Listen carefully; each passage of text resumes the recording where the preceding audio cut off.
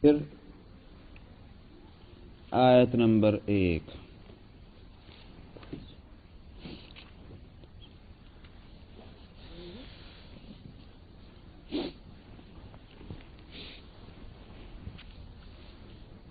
اعوذ باللہ من الشیطان الرجیم،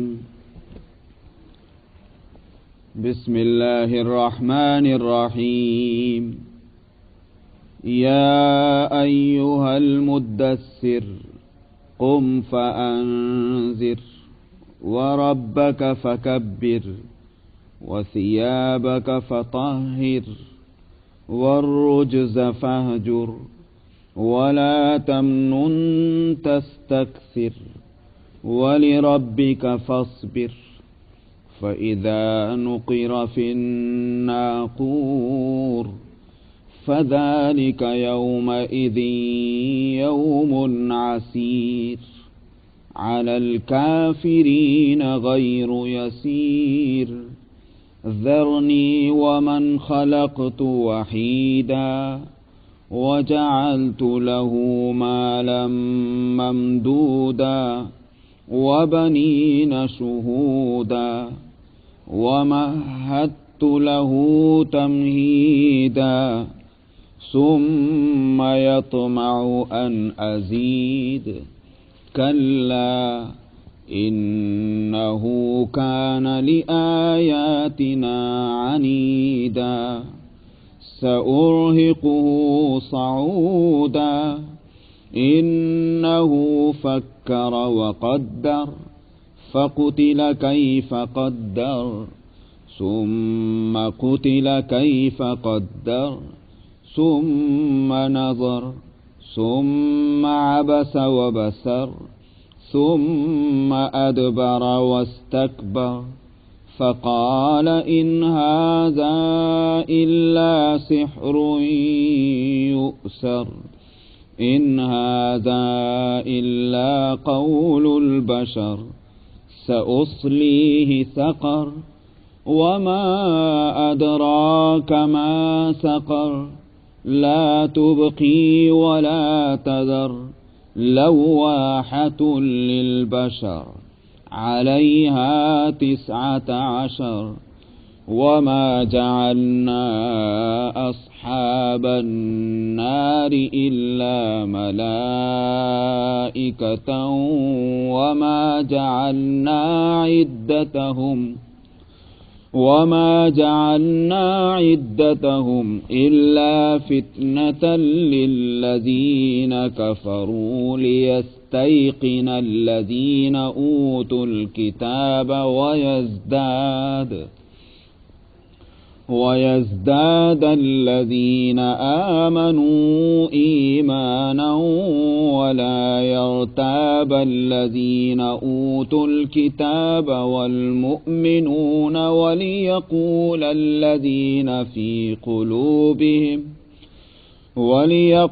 الذين في قلوبهم مرض والكافرون ماذا أراد الله بهذا مثلا كذلك يضل الله من يشاء ويهدي من يشاء وما يعلم جنود ربك إلا هو وما هي إلا ذكرى للبشر صدق الله العظيم۔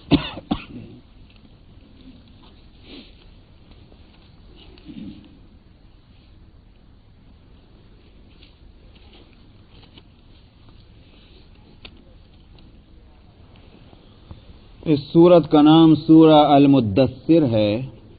پہلی ہی آیت میں یہ لفظ آیا ہے المدثر، اسی سے اس سورت کا نام ہوا۔ یہ سورت پوری کی پوری مکی ہے، لیکن مفسرین کا کہنا یہ ہے کہ یہ اس کے 2 حصے ہیں اور 2 حصے الگ الگ وقت میں نازل ہوئے ہیں۔ آیت نمبر 7 تک تو بالکل شروع میں یہ اتری ہے سورت۔ سب سے پہلی وحی آئی ہے جو سورہ العلق کی 5 آیتیں ہیں، اقرأ بسم ربک الذی خلق۔ سب سے پہلی وحی تو یہ آئی غار حرا میں نبی کریم صلی اللہ علیہ وسلم تشریف رکھتے تھے۔ اس کے بعد وحی کا سلسلہ رک گیا اور کافی عرصے تک وحی نہیں آئی۔ پہلی وحی آنے سے جس وقت آئی تھی اس وقت تو اس کی دہشت تھی، اور آپ فوراً گھر تشریف لے گئے کہ مجھے اڑاؤ مجھے اڑاؤ، میں ہلاک ہوا۔ حضرت خدیجہ رضی اللہ عنہا نے تسلی دی، تشفی دی، اور اس وقت مکے میں مذہب اور دین کے عالم تھے ورقہ ابن نوفل، تو ان کے پاس لے کر گئیں حضرت خدیجہ، اور رشتہ دار بھی ہوتے تھے کہ ان کا واقعہ سنو اور کیا واقعہ ان کے ساتھ پیش آیا ہے اس بارے میں بتاؤ کہ کیا ہے۔ انہوں نے سنا تو اور سن کر انہوں نے یہ کہا کہ یہ تو وہی فرشتہ ہے کہ جو پچھلے انبیاء کے پاس آیا، اور یہ اللہ کا کلام تمہارے پاس آیا ہے، اور اس سے یہ سمجھ میں آتا ہے کہ تم سے کام لیا جائے گا اور نتیجہ اس کا یہ ہوگا قوم تمہاری دشمن ہوگی اور تمہیں تکلیفیں پہنچائی جائیں گی۔ میں اس وقت ہوتا تو تمہاری مدد کرتا۔ نبی کریم صلی اللہ علیہ وسلم کو اس وقت اس کا اندازہ ہو گیا کہ یہ کیا چیز ہے۔ اب قدرتی طور پر انتظار ہونا چاہیے کہ پھر آئے وحی، اب نہیں آ رہی ہے۔ یعنی وہ رشتہ کہ جو قائم ہو گیا اللہ سبحانہ و تعالی سے نبی کی حیثیت سے، اس رشتے کا اثر یہ ہونا چاہیے تھا کہ سلسلہ وحی کا برابر جاری ہو۔ تو آپ کو اس کی وجہ سے بے چینی ہے، پریشانی ہے، کیا مجھ سے کوئی غلطی تو نہیں ہو گئی ہے کہ جس کی وجہ سے وہ سلسلہ رک گیا ہے کہ جس کی ابتدا ہوئی۔ تو یہاں تک کہ ایک جیسا کہ ہر انسان کے اوپر وہ کیفیت طاری ہوتی ہے، تو وہ کیفیت آپ پر ہوئی کہ آپ بعض دفعہ بہت ہی زیادہ، جس کو یوں کہنا چاہیے کہ طبیعت میں ایک بے چینی پیدا ہوتی اور ناقابل برداشت وہ کیفیت ہو جاتی، تو آپ نہ صرف یہ کہ گھر سے نکل جاتے، مکے سے باہر نکل جاتے اور پہاڑوں پر چڑھ جاتے، اور آپ ارادہ کرتے کہ میں اپنے آپ کو ہلاک کر دوں۔ یہ ایک خیال آپ پر آتا، جیسے ہی آپ اس کا ارادہ کرتے تو فوراً آواز آتی اور ان سے آپ سے کہا جاتا کہ آپ اللہ کے نبی ہیں، فرشتہ آ کر آپ کو دیتا، تو آپ کو ذرا تسلی ہو جاتی، تو پھر آپ واپس ہوتے۔ لیکن پھر مطلب یہ کہ یہ کئی دفعہ ایسی صورت ہوئی، حدیث میں یہ واقعہ آتا ہے۔ اسی دوران اس عرصے کو کہا جاتا ہے فترت وحی، بڑی توئے سے مت کہیے، تیز سے، فترہ کہتے ہیں گیپ کو۔ تو فترت وحی کا یہ زمانہ کہلاتا ہے کہ اس زمانے میں وحی کا سلسلہ رک گیا۔ یہی دور چل رہا تھا کہ ایک روز نبی کریم صلی اللہ علیہ وسلم مکے کے میدانوں میں تھے، تو آپ نے آسمان کی طرف جو نظر اٹھائی تو وہ فرشتے کو دیکھا اس حالت میں کہ آسمان سے لے کر زمین تک اور پوری فضا جو ہے وہ اس سے بھری ہوئی، اور کرسی پر وہ فرشتہ بیٹھا ہوا۔ تو آپ پر پھر وہی وحشت اور دہشت طاری ہوئی، اور گھر میں آپ تشریف لائے اور آپ نے فرمایا کہ مجھے اڑاؤ مجھے اڑاؤ۔ وہ ایک وحشت ہے۔ اس وقت پھر یہ وحی اتری، یا ایھا المدثر۔ المدثر کے معنی بھی وہی ہیں جو المزمل کے ہیں، اے اوڑھ کر لپیٹ کر لیٹنے والے۔ تو اس سے خطاب ہوا۔ اب جو ہے خطاب، پہلا خطاب اگر اقرأ سے ہے، اقرأ بسم ربک الذی خلق، اس لیے کہ وہاں ابتدا کرائی جا رہی ہے کہ آپ پڑھیے اللہ کے نام سے کہ جو آپ کا رب ہے۔ ابتدا ہر چیز کی بسم اللہ سے ہے، اللہ کے نام سے ہے، تو وہاں ابتدا اللہ کے نام سے ہوئی۔ اور پھر یہ کہ چونکہ یہ نبوی کام جو ہے وہ علم کی بنیاد پر ہوگا، اللہ کا کام بغیر علم کے نہیں ہو سکتا۔ اللہ کا کام کرنا ہے تو اس کے لیے علم چاہیے، اور علم حاصل ہوتا ہے پڑھنے اور پڑھانے سے، اس لیے ابتدا ہوئی ہے اقرا سے کہ پڑھیے آپ اللہ کے نام سے، ورنہ تو ہوتا تھا بسم اللہ اقرا، اللہ کے نام سے پڑھو۔ لیکن اقرا کو بسم اللہ سے پہلے لانے کے معنی پڑھنے اور پڑھانے کی اہمیت کو بتلانا ہے، جو بنیاد بنتی ہے ہر چیز کی۔ تو وہاں تو اس سے ابتدا ہوئی ہے۔ جب فترت وحی کے بعد اب پہلی وحی آئی ہے، اور اسی واسطے جابر ابن عبداللہ رضی اللہ عنہ کی روایت میں اس کو پہلی وحی کہا گیا۔ لیکن یہ پہلی وحی جو ہے اس اعتبار سے ہے کہ فترت وحی کے بعد پہلی وحی آئی ہے، ورنہ حقیقتاً پہلی وحی نہیں ہے، پہلی وحی اقرا ہے۔ یہ ایسا ہی ہے کہ جیسے ہمارے سارے انسانوں کے پہلے باپ کون ہیں؟ حضرت آدم علیہ السلام، لیکن ایک لحاظ سے حضرت نوح علیہ السلام کو بھی کہا جا سکتا ہے۔ کیوں؟ اس لیے کہ آدم علیہ السلام کے بعد جو سلسلہ چلا تو نوح علیہ السلام کے زمانے میں آ کر کے اس وقت کی انسانیت کو ختم کر دیا گیا۔ اب حضرت نوح علیہ السلام کے 3 بیٹوں سے ساری دنیا میں انسان آباد ہیں، حام اور یافس اور سام اور حام اور یافس، تو 3 بیٹوں سے ساری دنیا ہے۔ کہا جا سکتا ہے کہ ہمارے سب کے باپ حضرت نوح علیہ السلام ہیں۔ اسی طرح سے یہاں بھی یہ صورت ہے کہ مطابقت جو ہے ان روایتوں میں یہ اس طرح ہے کہ اصل پہلی وحی ہے اقرا، اور فترت وحی کے بعد پہلی وحی آئی ہے یا ایھا المدثر۔ اس میں بہت چھوٹے چھوٹے یعنی 2 لفظوں کے اندر اور صرف 7 آیتوں میں 2 لفظ آ رہے ہیں، یا 3 لفظ، ان سب کو ملا کر دیکھا جائے تو مشکل سے 20 یا 21 لفظ بنیں گے۔ لیکن ان 20-21 لفظوں کے اندر یہ 22 لفظوں میں اللہ سبحانہ و تعالی نے وہ جو ہدایات دی ہیں نبی کریم صلی اللہ علیہ وسلم کو، یوں کہیے کہ وہ بنیادی ہدایتیں ہیں پیغمبر کی نبوت کے واسطے، پیغمبر کو کس طرح سے کام کرنا ہے۔ یہی اللہ کا کمال کہ اللہ سبحانہ و تعالی نے چند لفظوں کے اندر پیغمبر کو ہدایات دے دی جو آخر تک کام دیں گی پیغمبر کو پیغمبری کے کام کے واسطے۔ فرمایا کہ یا ایھا المدثر، اے اوڑھ کر لپٹنے والے، لپیٹ کر لیٹنے والے، قم فانذر، کھڑے ہو جاؤ۔ کھڑے ہونے کے معنی یہی ہے کہ اب تمہارے لیٹنے اور اٹھنے اور بیٹھنے کا جو ہے یہ جو ایک طبعی تقاضے ہیں اس سے ہٹ کر تمہارے اوپر ایک ذمہ داری ڈالی گئی ہے، اور اس ذمہ داری کا تقاضا یہ ہے کہ اب آپ کھڑے ہو جائیے اور تیار ہو جائیے اس کام کے کرنے کے واسطے۔ کھڑے ہونا ایک محاورہ ہے۔ آپ جو بھی کہتے ہیں کسی آدمی اچھا چلو کھڑے ہو، چلو جاؤ کام کرو، مطلب یہ ہے کہ کام کرنے کے لیے تیار ہونا۔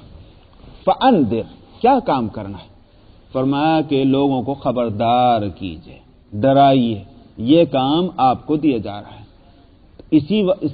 اس کے معنی یہ ہوگا کہ آپ کو نذیر بنایا جا رہا ہے، اور نذیر کا لفظ قرآنی اور آسمانی کتابوں کی زبان میں پیغمبر کے لیے بولا جاتا ہے۔ یوں تو میں آپ کو ڈرا سکتا ہوں، آپ مجھے ڈرا سکتے ہیں، میں آپ کے لیے نذیر بن سکتا ہوں، آپ میرے لیے نذیر بن سکتے ہیں۔ کسی کا نام رکھ دینا الگ بات ہے، ہمارے سامنے بیٹھے ہوئے نذیر صاحب، یہ بات الگ ہے، لیکن نذیر کا لفظ آسمانی کتابوں میں بولا جاتا ہے پیغمبر کے لیے۔ فانذر، اس کے معنی یہ ہو گئے کہ آپ نذیر ہیں، پیغمبر ہیں، تو آپ خبردار کیجئے لوگوں کو۔ وَرَبَّكَ فَكَبِّرْ، اور اپنے رب کی بڑائی کو بیان کیجئے۔ یہ ایک بنیادی چیز ہے۔ نبی کریم صلی اللہ علیہ وسلم کو یہ ہدایت دی جا رہی ہے کہ دنیا میں ہو کیا رہا ہے؟ ہو یہ رہا ہے کہ اللہ کو چھوڑ کر بقیہ اوروں کی بڑائیوں کے تذکرے ہیں۔ سمجھ میں آیا؟ کسی کو بحیثیت لیڈر کے بڑا مانا جا رہا ہے، کسی کو جو ہے اس سے بھی آگے جو ہے معبود تجویز کیا جا رہا ہے۔ غرض ہے کہ بڑائیاں دوسروں کی ہیں، اور جو اصل بڑا اور سب کا بڑا ہے لوگ اس کو بھول گئے۔ آپ جو ہیں صرف اللہ کی بڑائی کو لوگوں کے سامنے بیان کریں، خاص طور پر مکہ مکرمہ میں، وہ مکہ مکرمہ جو دنیا کی عام بستیوں کی طرح ایک بستی نہیں ہے، بلکہ پورے عرب اور دور دراز کے علاقوں کے لیے مذہبی مرکز ہے، سمجھا، ریلیجس سینٹر ہے، دھارمک استھان ہے، تو وہ جگہ ہے۔ اسی واسطے وہاں ان کی پوزیشن جو ہے مشرکین عرب کی کیا ہے؟ جیسے کسی دیول اور مندر اور کسی مذہبی سینٹر کے جو ذمہ دار ہوتے ہیں، بورڈ ممبر کہہ لیجئے، ان کو متولی کہہ لیجئے، ان کو مجاور کہہ لیجئے، جو بھی نام آپ دے سکیں، وہ پوزیشن جو ہے قریش عرب کی ہے، قریش مکہ کی ہے۔ اب ظاہر ہے کہ وہاں بت پرستی ہو رہی ہے، اور بت پرستی کے وہ ٹھیکیدار بنے ہوئے ہیں۔ تب اس صورت میں نبی کریم صلی اللہ علیہ وسلم کو یہ ہدایت دینا کہ ربک فکبر، اپنے رب کی بڑائی کو بیان کیجئے، یہ جان جوکھوں میں ڈالنے والی بات ہے، ہنسی کھیل کی چیز نہیں کہ کہ جہاں اوروں کی بڑائی کے ڈنکے پٹ رہے ہوں وہاں آپ کھڑے ہوئیے اور آپ کہیے کہ کوئی بڑا نہیں، اللہ بڑا ہے، تو یہ بات معمولی نہیں۔ اسی واسطے اسلام میں اللہ اکبر جو ہے اس کا بڑا مقام ہے۔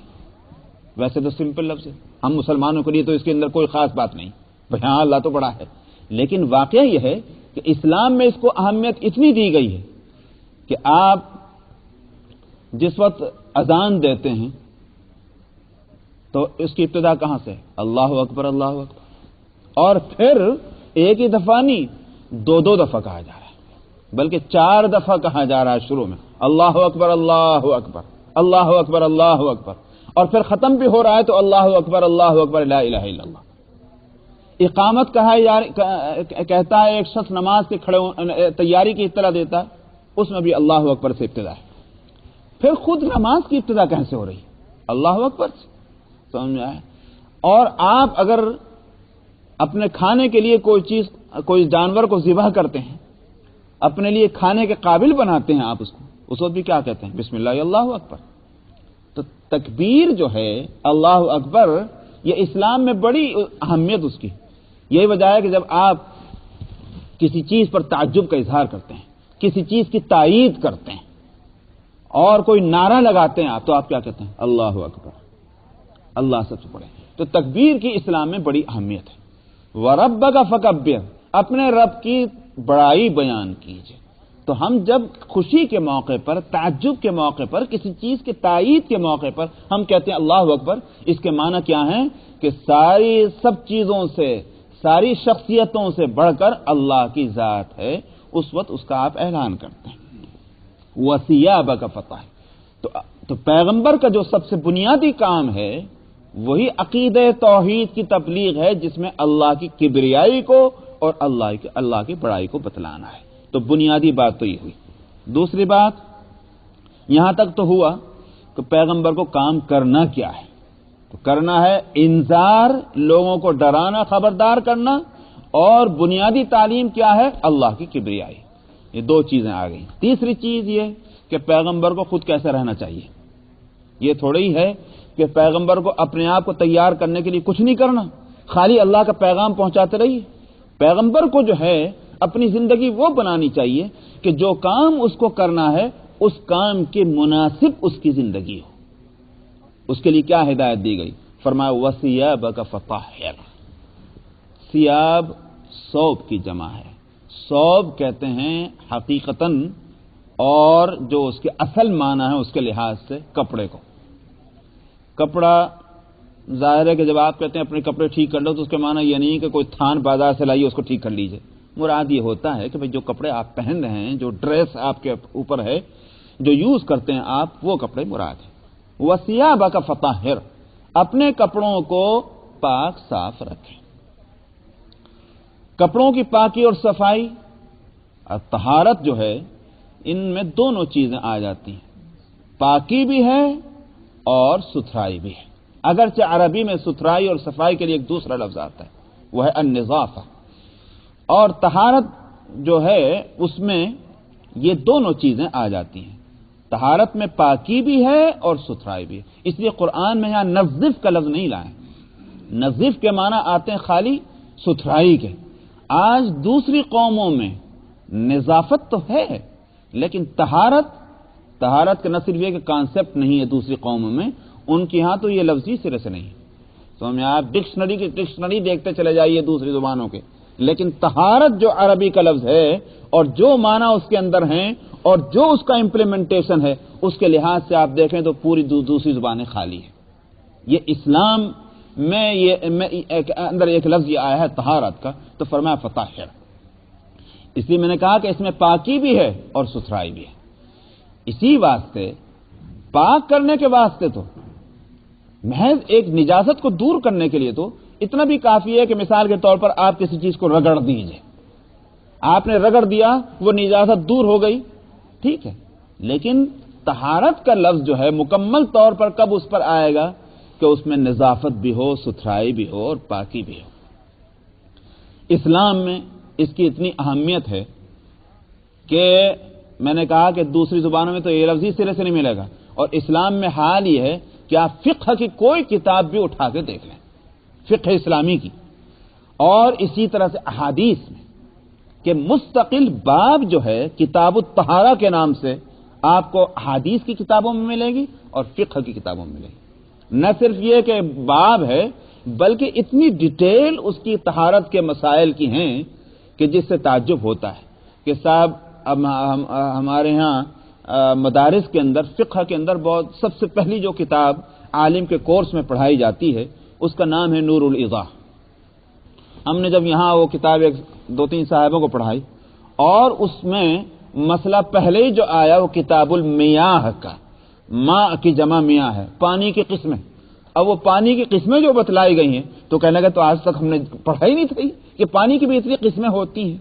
تو فقہ کی کتاب میں، کتابوں کے اندر کتاب الطہارہ بڑی تفصیل کے ساتھ آتا ہے، اور حدیث کی کتابوں میں کہ جس میں مسائل بتلائے گئے ہیں کہ صاحب پاکی کس طرح حاصل کی جائے، کن چیزوں سے حاصل کی جائے، اور مثال کے طور پر پانی جو ہے وہ کس کس طرح کا پانی ہوتا ہے، کس سے پاکی حاصل ہو سکتی، کس سے نہیں ہو سکتی۔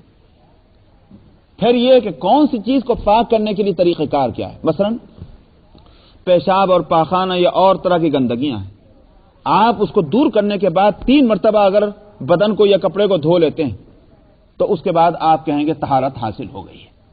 لیکن اگر کتا ہے اور کتے نے کسی برتن میں منہ ڈال دیا ہے، اس میں سے کوئی چیز خالی ہے، تو اب وہ برتن جو ہے وہ ویسے ہی نہیں، بلکہ امام مالک رحمۃ اللہ علیہ کے ہاں تو وہ برتن پاک نہیں ہوگا جب تک کہ 7 مرتبہ اس کو نہ دھو لیا جائے۔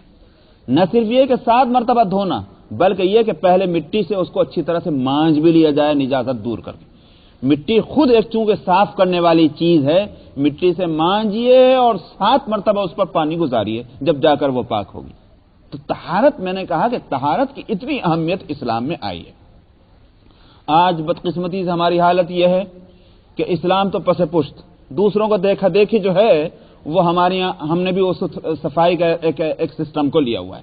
آج ہمارے بڑے اور بچے جو ہیں وہ اس معاملے میں جتنے غافل ہیں اس کو بس اللہ ہی معاف فرمانے والا ہے۔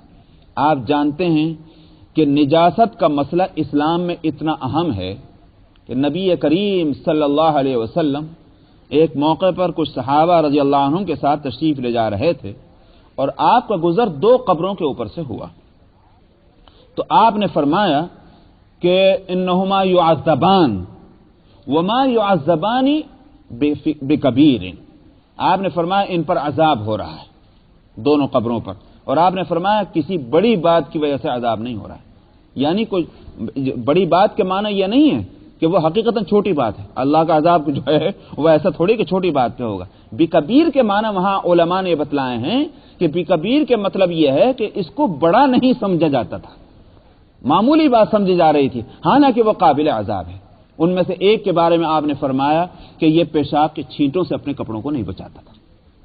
سمجھا؟ آپ نے دیکھا کیا ہے مقام اسلام میں طہارت کا۔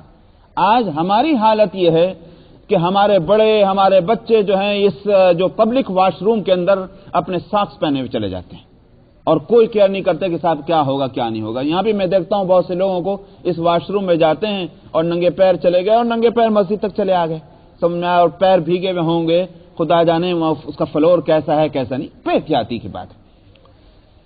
آپ برا نہ مانیں تو میں کہوں کتنے لوگ جو ہیں ان کے پاجامے یا ان کے پینٹ جو ہیں وہ ایڑیوں سے نیچے ہوتی ہے، علاوہ اس کے کہ نبی کریم صلی اللہ علیہ وسلم نے صفائی سے بتلا دیا کہ ما اسفل من الکعبین وفی النار، جو ٹخنوں سے نیچے کپڑے کا جو حصہ بھی جا رہا ہے وہ جہنم میں ہے۔ جہنم کے آپ اطلاع دے رہے ہیں، ہم اس چیز کو کیسے ہلکا سمجھیں؟ اب لوگوں سے کہیں تو لوگ کہتے ہیں ارے صاحب آپ نے تو دین کو مشکل ہی بنا دیا، بس دین انہی چیزوں کا نام رہ گیا کہ صاحب ٹخنوں سے اوپر ہونا چاہیے، ٹخنوں سے نیچے ہونا چاہیے۔ میں کہتا ہوں فیشن اگر آ جائے تب نہیں آپ بولیں گے کہ صاحب فیشن بس یہی ہو گیا کہ ٹخنوں سے اوپر اور ٹخنوں سے نیچے ہو۔ ایک زمانے میں جو ہے وہ فیشن چلا تھا کہ وہ ٹائٹ پینٹ اور ٹخنوں سے اوپر، اب لوگوں نے اسی کو پہننا شروع کیا۔ اس وقت نہیں کسی نے اعتراض کیا کہ صاحب ہم ٹخنوں سے نیچے پہننے تو فیشن کیا یہی ہونا ضروری ہے کہ ٹخنوں سے اوپر؟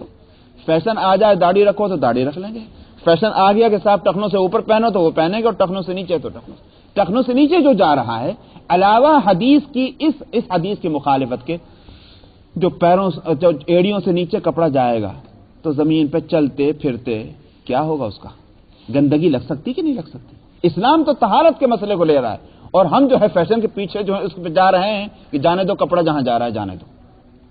گندگی کے ساتھ نماز نہیں ہوگی، سمجھ میں آیا؟ گندگی کے ساتھ جو ہے زندگی گزر رہی ہے۔ آپ یہ سمجھتے ہیں کہ بعض لوگ کرتے ہیں کہ وہ نماز کے وقت میں اس کا اٹھا کے اس کو پینٹ کو اب اوپر کر لی۔ بھائی وہ مسئلہ صرف نماز کا نہیں ہے، وہ مسئلہ لباس کا ہے۔ کیا گندا لباس آپ دوسرے وقت میں پہننا درست سمجھتے ہیں؟ نہیں، بالکل نہیں، ایسا نہیں۔ آپ جانتے ہیں مسئلے کو، اور نہیں جانتے تو بتلا دیتا ہوں کہ علماء نے، فقہاء نے، محدثین نے اس بات کو مکروہ قرار دیا ہے کہ ایک انسان جس پر غسل فرض ہے، اگرچہ نماز کا وقت نہیں آیا، سمجھ میں آیا؟ یہ سمجھنا کہ نماز کا وقت آئے گا نہا کر کے نماز کے لیے تیار ہو جاؤں گا، ٹھیک ہے، حرام نہیں ہے، لیکن مکروہ ہے اس کا کہ دیر تک ناپاکی کے حالت میں رہنا، یہ مکروہ ہے۔ یہ بات سمجھ میں آیا؟ اس پر تمام فقہاء یہ بات کہتے ہیں۔ کیوں؟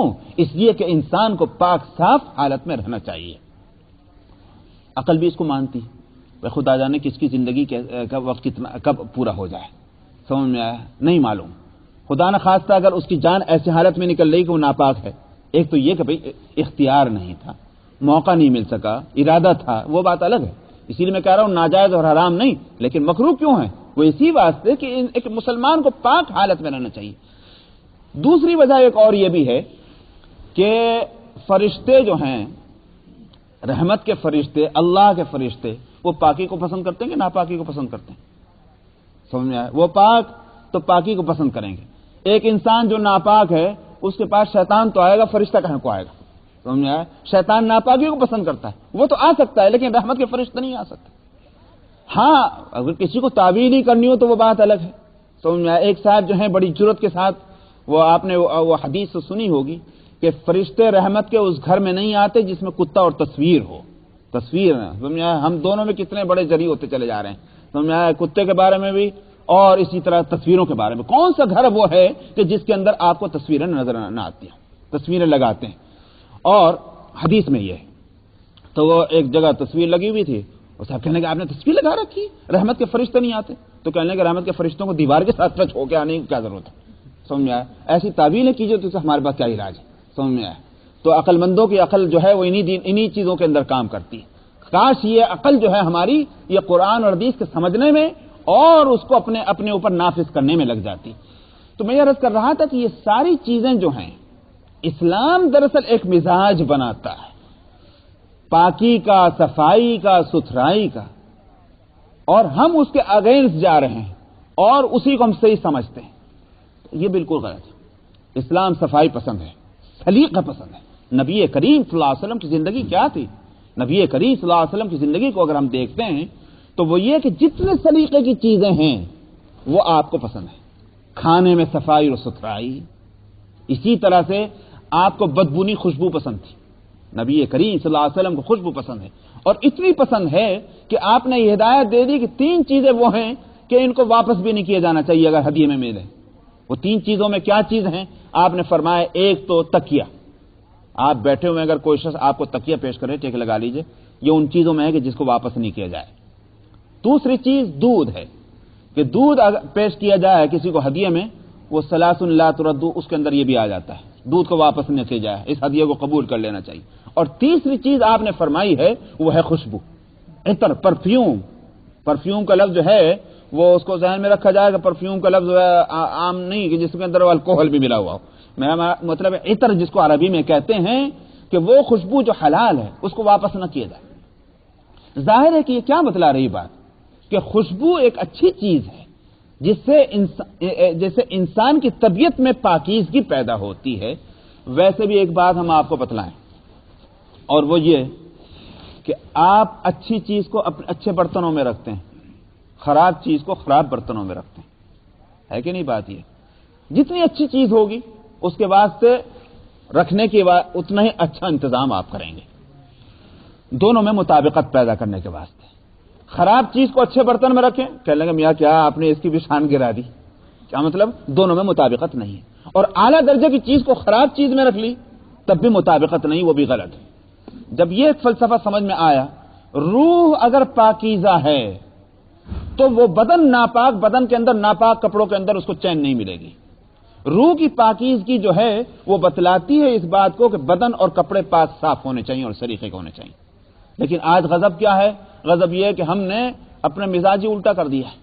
سمجھ میں آیا؟ ہم نے دینداری اس کو سمجھ لیا ہے کہ میلے کو چیلے ہونے چاہیے، کوئی سلیقہ ان کی زندگی کے اندر نہیں ہونے چاہیے، جتنے میلے کو چیلے ہوئے اتنے ولی اللہ ہوں گے، حالانکہ بالکل غلط ہے، اسلام کی تعلیم کے خلاف ہے۔ اگر کوئی شخص اپنی طبیعت سے گندا ہے وہ جانے، اس کا اللہ جانے، لیکن اسلام بری ہے اور بے تعلق ہے اس ذہن اور فکر سے۔ اسلام صفائی پسند ہے، طہارت پسند ہے، ستھرائی پسند ہے، سلیقہ پسند ہے۔ نبی کریم صلی اللہ علیہ وسلم کی تعلیمات یہی ہیں۔ تو فرمایا کہ وَثِيَابَكَ فَطَهِّرْ، اپنے کپڑوں کو پاک صاف کیجئے، اور اس پاک صفائی کے اندر ظاہری صفائی بھی ہے، حقیقی صفائی بھی ہے، اور ساتھ میں یہ بھی ہے کہ شریعت نے جو کاٹ چھانٹ مقرر کی ہے وہ اس میں کیا فلسفہ ہے، اس کاٹ چھانٹ کے اندر فلسفہ جو ہے اس کو میں بتلا دوں۔ میں نے پہلے بھی بتلایا تھا، لیکن موقع آ گیا تو اس کو میں بتلا دیتا ہوں، اور وہ یہ ہے کہ دو کانسیپٹ ہیں شریعت میں لباس کے۔ ایک تو ہے یہ کہ ایک تو طبعی ہے، اس کو شرعی کہیے کہ نہ کہیے، لیکن وہ طبعی ہے۔ طبعی کے معنی یہ ہے کہ اس میں لباس میں کانسیپٹ جو رکھا گیا ہے وہ یہ کہ موسموں کی شدت سے انسان اپنے جسم کو بچا سکے۔ اب سردی ہے تو اب آپ ململ کے کپڑے پہننا شروع کر دیجیے، ظاہر ہے کہ وہ غلط ہوگا، سمجھ میں آیا؟ سردی میں آپ موٹے کپڑے پہنیں گے تاکہ آپ کا بدن جو ہے سردی کی شدت سے بچ سکے، اور گرمی میں آپ لحاف اوڑھ کے چلے جائیں تو غلط ہوگا، سمجھ میں آیا؟ ظاہر ہے کہ اس وقت آپ کو ہلکے کپڑے چاہیے۔ تو ایک تو یہ ہے کہ آپ کا بدن موسموں کی شدت سے بچ سکے۔ دوسری بات کیا ہے؟ دوسری بات یہ ہے ستر چھپ سکے، سمجھ میں آیا؟ جو چیز بدن کی چھپانے کی ہے وہ چھپ جائے۔ یہ نہیں ہے کہ گرمی لگ رہی لنگوٹ باندھ کے چلے جائیے آپ باہر، اس لیے کہ آپ نے گرمی سے بچا تو لیا اپنے جسم کو، مگر ساتھ میں ستر کھول دیا ہے۔ ستر جو ہے وہ چھپنا چاہیے۔ یہ دو چیزیں تو جو ہیں وہ ایسی ہیں کہ اس کے خلاف نہیں کیا جائے، بلکہ دوسری چیز جو ہے اس کا حیثیت شرعی ہے۔ تیسری چیز کیا ہے؟ تیسری چیز ہے وہ ہے لباس تقوی۔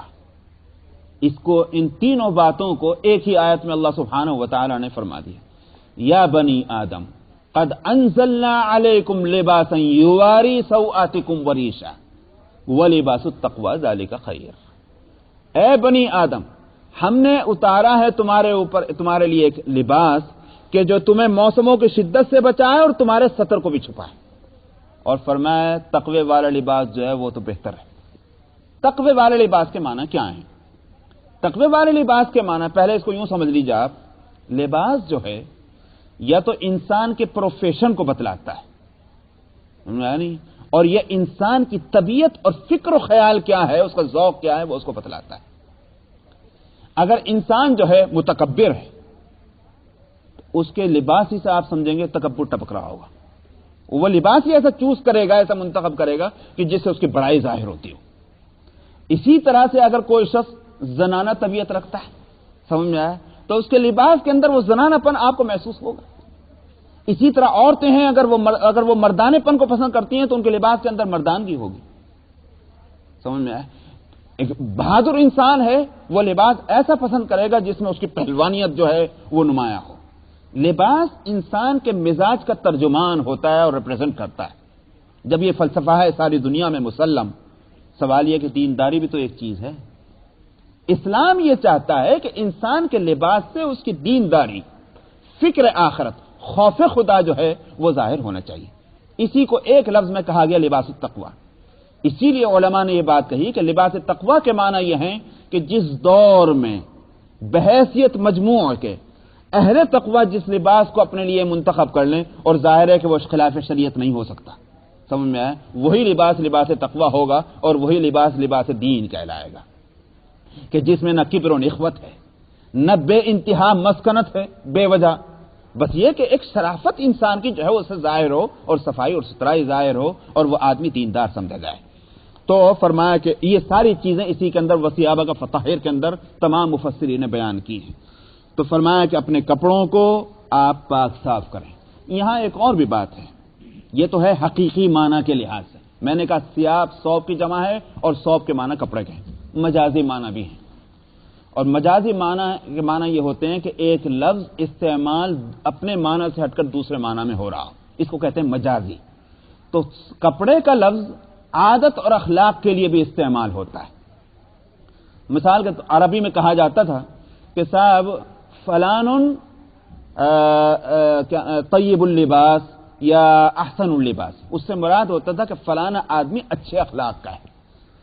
تو آپ بھی اردو میں استعمال کرتے ہیں بھائی پاک دامن ہونا، پاک دامن ہونے کے معنی کیا ہیں؟ اچھے اخلاق کا ہونا، حیادار ہونا، شرم والا ہونا، یہ نہیں کہ حیا بافتہ ہے، اس طرح کا نام۔ تو پاک دامنی کا لفظ ظاہر ہے کہ دامن لباس کو کہتے ہیں، لیکن وہاں یوں نہیں کہنے کہ پاک دامن کے معنی یہ ہے کہ اس کے دامن کو کوئی گندگی نہیں لگے ہوئی، مراد اس سے یہ ہے کہ اچھے اخلاق والا ہے، نیک ہے۔ تو یہاں مجازی معنی کے لحاظ سے کیا ہوگا؟ اے نبی آپ اپنے اخلاق اور کیریکٹر کو، اپنے فکر و خیال کو جو ہے پاک صاف کر لیجئے۔ تو دونوں معنی لیے جا سکتے ہیں، ظاہری معنی بھی اور جو اس کے مجازی معنی ہیں، حقیقی معنی اور مجازی معنی، دونوں کے لحاظ سے۔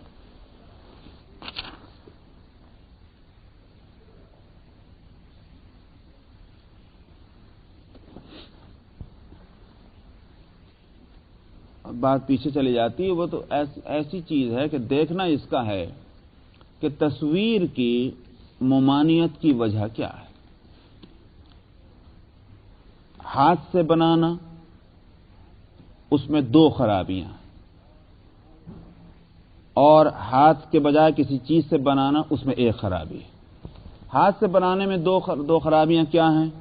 ایک تو یہ کہ اللہ کی جو تخلیق ہے یہ دراصل اپنا آپ کو اس سے مشابہ کرنا چاہتا ہے۔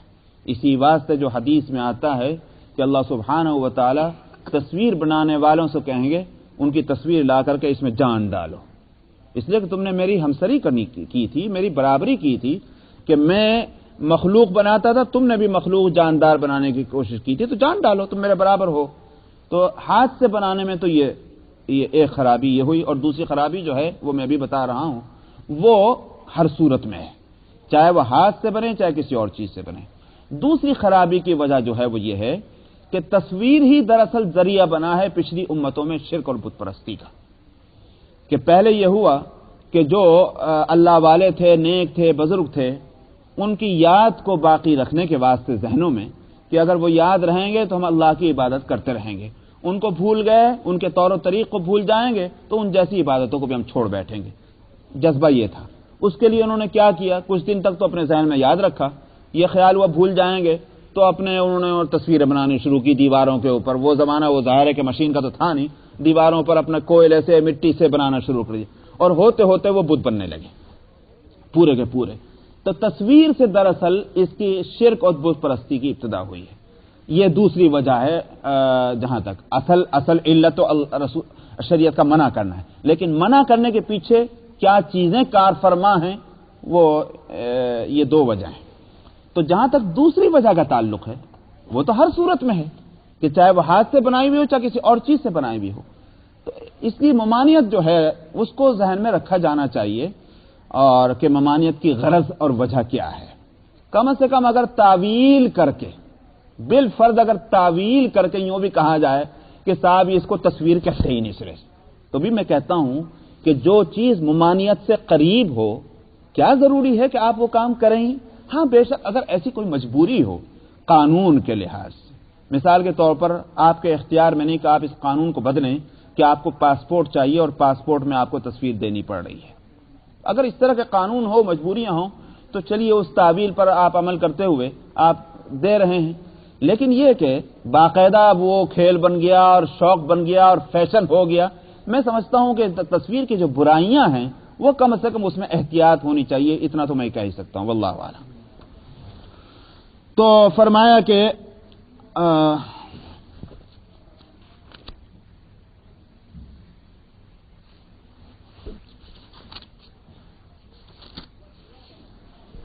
وَثِيَابَكَ فَطَهِّرْ، اور اپنے کپڑوں کو پاک صاف رکھیے، وَالرُّجْزَ فَاهْجُرْ، اور گندگی سے دور رہیے۔ گندگی کیسی بھی ہو، گندگی جو ہے وہ ظاہری ہو گندگی جو ہے عادت اور اخلاق کی ہو، گندگی جو ہے باتوں کی ہو، فکر و خیال کی ہو، کیسی بھی گندگی ہو، پیغمبر کو اس سے الگ رہنا چاہیے۔ بات وہی ہوئی کہ پیغمبر جو تعلیم دینے کے لیے کھڑے ہوئے ہیں، لوگوں کی تربیت کرنے کے لیے کھڑے ہوئے ہیں، ظاہر ہے کہ پیغمبر کا کام کیا ہوگا؟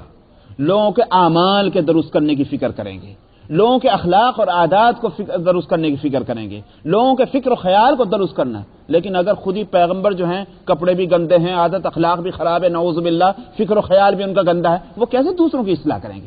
تو پیغمبر کی زندگی جو ہے وہ ظاہری اور باطنی ہر لحاظ سے صاف ستھری اور پاک صاف ہونی چاہیے۔ وَلَا تَمْنُن تَسْتَكْثِرْ، اور فرمایا کہ آپ احسان نہ کریں زیادتی چاہنے کے لیے۔ یہ بھی ایک ایسی ہدایت ہے کہ جس کے معنی میں وسعت ہیں۔ مطلب یہ ہے کہ آپ کسی کے ساتھ نیک سلوک کریں، اچھا معاملہ کریں، کس وجہ سے کہ بھئی آج میں کروں گا، کل کو میرے ساتھ یہ کرے گا، تو یہ تو زیادتی چاہنا ہوا۔ اچھائی کرو، نیکی کرو، احسان کرو، کس لیے؟ اللہ سبحانہ و تعالیٰ کو راضی کرنے کے واسطے۔ سمجھ میں آیا؟ اسی بات سے کہتے ہیں وہ جو ہمارے اردو کے اندر کہ نیکی کرو خاک ڈالو۔ خاک ڈالو کے معنی کیا ہے؟ خاک ڈالو کے معنی یہ ہے کہ اس کو بھول جائیے۔ لیکن ہم میں سے کتنے وہ لوگ ہیں کہ جو ان کے اچھائی اور جائے کہنے کو ہم نے فلانی اچھائی کی تھی، لیکن دراصل ہوا کیا؟ جس وقت جتا رہے ہو اس اچھائی کو، اس کے معنی یہ ہیں کہ دنیا میں اس کا رزلٹ چاہیے تھا تم کو، اس کا رزلٹ نہیں مل رہا ہے تو آج تم اس کا احسان جتانے کھڑے ہو گئے ہو۔ اسی واسطے قرآن حکیم میں فرمایا یا ایھا الذین آمنوا لا تبطلوا صدقاتکم بالمن والاذی، اے ایمان والو اپنے صدقوں کو باطل مت کرو تم احسان جتلا کر تکلیف پہنچا کر۔ تو احسان جتلانا جو ہے وہ اب اس ساری نیکی کو برباد کر دیتا ہے۔ تو احسان کرو مگر زیادتی چاہنے کے لیے نہیں، خالصتاً اللہ کے واسطے وہ احسان کرنا ہے۔ بھول جاؤ تم نے کیا اچھائی کی تھی۔ یہاں اس بات کو کیوں لایا گیا؟ اسی لیے مفسرین اس میں متعین طور پر ایک اور معنی بتا رہے ہیں، وہ اس کا ایک حصہ ہے، یعنی عام معنی تو یہی رہیں گے، لیکن کیوں لایا اس بات کو یہاں اس موقع پر بنیادی ہدایات دینے میں؟ اور وہ یہ ہے کہ پیغمبر جو پیغمبرانہ کام کریں گے، لوگوں کی اصلاح، لوگوں کی تربیت، ان کی تعلیم کا بڑا کام کریں گے، یہ ایک احسان ہے امت کے اوپر۔ جس فرد کی زندگی درست ہو جائے گی، کتنا بڑا احسان ہے اس درست کرنے والے کا۔ ایک معلم کا کتنا بڑا احسان ہے کہ جس معلم نے تعلیم دے کر کسی انسان کو درست کر دیا۔ تو پیغمبر جو اصل سب سے بڑا معلم ہے، تو اس واسطے وہ احسان کر رہا ہے، لیکن پیغمبر کو یہ کہا گیا یہ احسان تمہارا اس لیے نہیں ہوگا کہ تم کچھ اس کا بدلہ دنیا میں چاہو، کہ صاحب تم نے نیکی کی ہے اور قرآن پہنچایا ہے اور اللہ کے علوم کو پہنچایا ہے، تم اس کے بدلے میں کچھ چاہو۔ نہیں، تمہارا یہ سارا کام اللہ کے واسطے ہونا چاہیے، دنیا میں کوئی فائدہ حاصل کرنے کے لیے نہیں۔ تو یہ اس کو اس طرح کہا گیا کہ وَلَا تَمْنُن تَسْتَكْثِرْ، احسان نہ کرو زیادتی چاہنے کے لیے۔ اب آخری ہدایت کیا دی گئی ہے؟ اور وہ یہ کہ جب پیغمبری کا کام کرنے کھڑے ہوں گے تو تمہیں مخالفین کی مخالفتوں کا سامنا کرنا پڑے گا۔ وہ تکلیفیں پہنچائیں گے، وہ گالیاں دیں گے، وہ پتھر ماریں گے، وہ کانٹے بچھائیں گے، وہ سب کچھ ہوگا۔ لالچ دیے جائیں گے، ڈراوے دیے جائیں گے، کرٹیسائز ہوگا، گالیاں ہوں گی، ساری چیزیں ہوں گی۔ اس راستے کے یہ تقاضے ہیں۔ اس واسطے وَلِرَبِّكَ فَاصْبِرْ، اپنے رب کی خاطر ان ساری چیزوں پر صبر کرنا ہے، اپنا مزاج بنا لینا ہے کہ صبر کرنا ہے، کسی کا جواب نہیں دینا۔ یہی نبی کریم صلی اللہ علیہ وسلم نے مزاج بنایا تھا۔ تو صبر جو ہے خوب سمجھ لیجیے آپ، صبر کس کو کہتے ہیں؟ صبر یوں نہیں کہتے کہ وہ تکلیف کا اب احساس نہیں رہا جو ہوئی تھی، اس کا نام صبر نہیں۔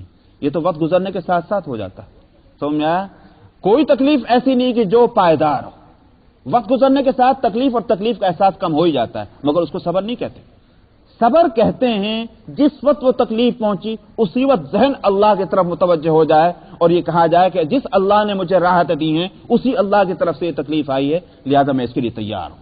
یہ مطلب ہے صبر، ورنہ یہ معنی نہیں ہے کہ تکلیف کا احساس ہی نہ ہو۔